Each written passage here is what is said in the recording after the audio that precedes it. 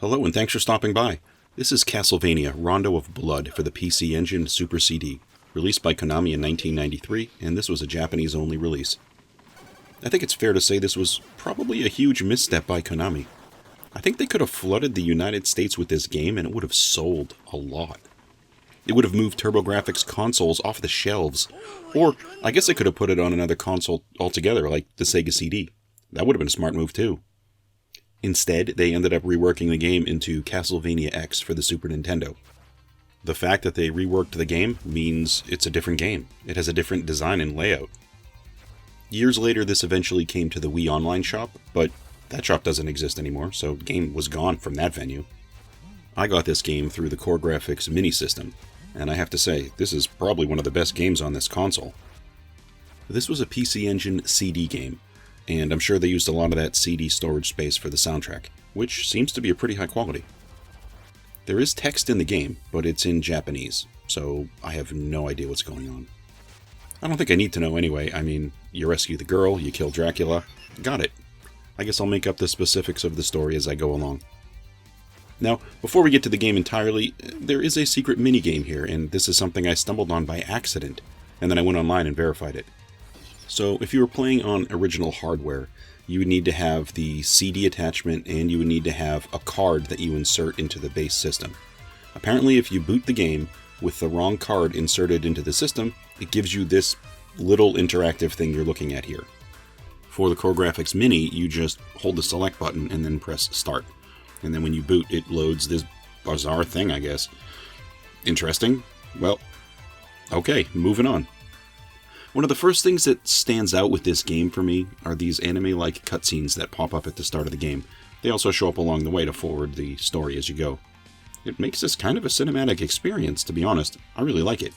I don't know what they're saying here when there's audio, and I don't know what they're talking about when there's text, but it looks great. The gameplay here is very similar to the original Castlevania game.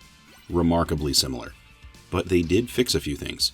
First, you don't have to build your whip. The whip doesn't start out short and then you have to make it longer like the first Castlevania game. It just starts out long. You can jump and you can press upwards. If you're over a flight of stairs, like if you're jumping through the stairs, you press up and you'll jump onto the stairs. You can also press down and jump off of the stairs. This might seem minor, but it's awesome, especially if you've played the first game so much. The special weapons in this game, they're going to be similar to the original game. The axe that you get here, it does look a little beefier when you throw it. And the cross, well, I always thought this was a boomerang, actually. It's probably my favorite weapon of the lot here. It's there as well. The knife has a spread, which makes it much more useful than the original game. In the original game, you threw one, now you throw three.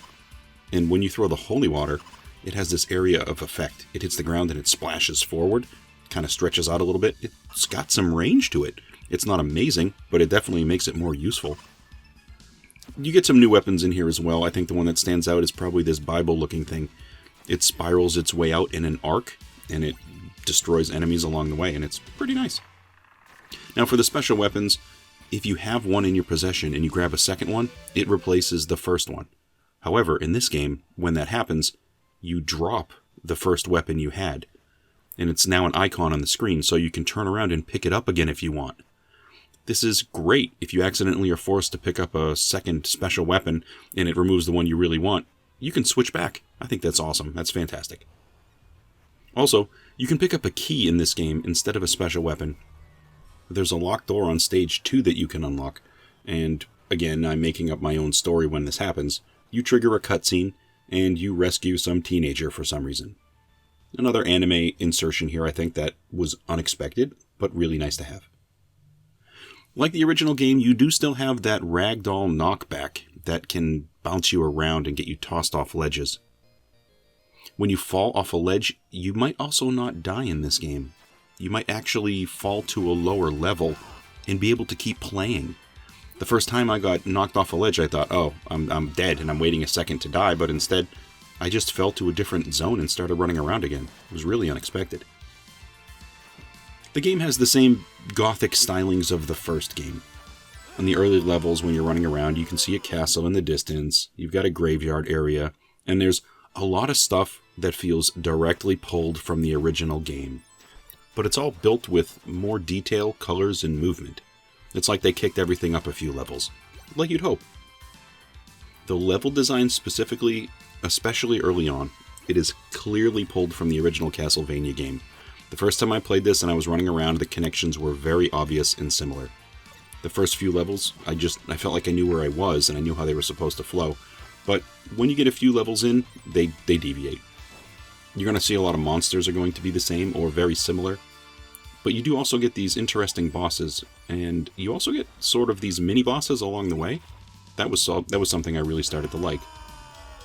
We get a total of 8 stages, plus there's a prologue level and 1 or 2 alternate stages. Basically, if you run a level a certain way, you can get yourself to a different stage.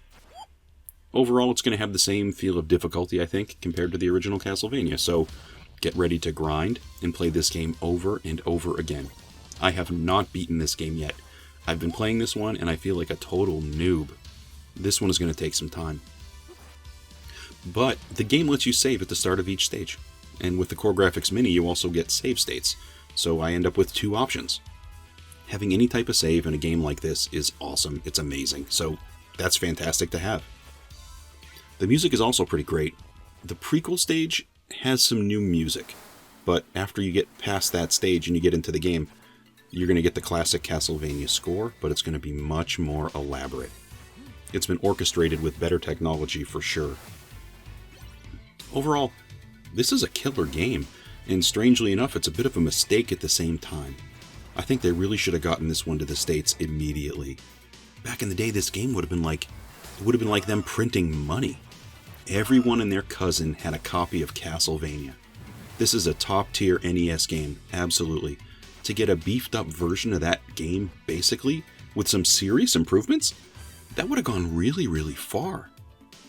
Now, you can also play this game as the character of Maria, which I guess is that female character that I know nothing about, because I can't read Japanese, but that's going to help with the replay value of the game. If you unlock her, she's available for you to play, and okay, nice. Well, that's all I have today for Castlevania, Rondo of Blood for the PC Engine Super CD. If you're an old-school Castlevania fan, you should give this one a go. Also, apparently there is a fan-made translation out there into English. Haven't played it yet, and I don't know how thorough it is, but it's probably something that's worth hunting down to see what it's like. If you like this type of video, please feel free to like and subscribe and all that good stuff, and hopefully I'll get to see you on another video.